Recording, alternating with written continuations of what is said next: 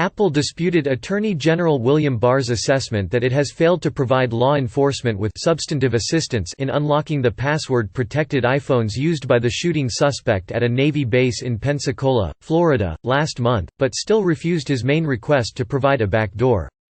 We reject the characterization that Apple has not provided substantive assistance in the Pensacola investigation. Our responses to their many requests since the attack have been timely, thorough and are ongoing. Apple said in a statement late Monday. Apple said it produced a wide variety of information associated with the investigation after the FBI's initial request on December 6. The company said it provided gigabytes of information including iCloud backups, account information and transactional data for multiple accounts in response to further requests that month.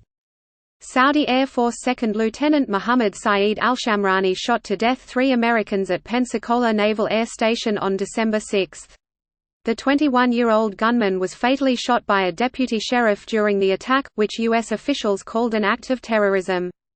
Apple continues to refuse Barr's request that it help find a way for law enforcement to access encrypted devices with a court order, like the one Apple resisted in 2016 in the case of a shooter's iPhone in San Bernardino, California.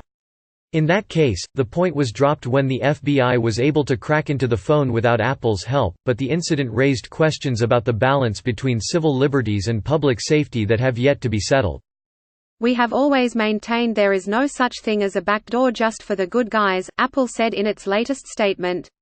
Backdoors can also be exploited by those who threaten our national security and the data security of our customers. Today, law enforcement has access to more data than ever before in history, so Americans do not have to choose between weakening encryption and solving investigations. We feel strongly encryption is vital to protecting our country and our users' data.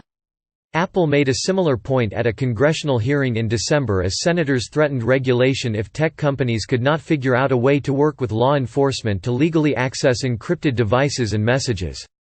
A Facebook representative also attended the hearing, defending the company's plans to make its entire private messaging system end-to-end encryption, which law enforcement fear will make it harder for them to track down instances of child exploitation, as they do now. Apple said it has provided the FBI with technical assistance in the Pensacola case that has not required it to build a backdoor to its encryption. Apple said it was only recently notified by the FBI about a second iPhone in the investigation that law enforcement needed help to access.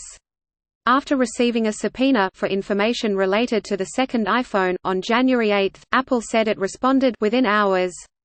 Apple pledged to continue working with the FBI. But unless the company agrees to provide a way for law enforcement to access encrypted devices, it seems clear Barr won't be fully satisfied.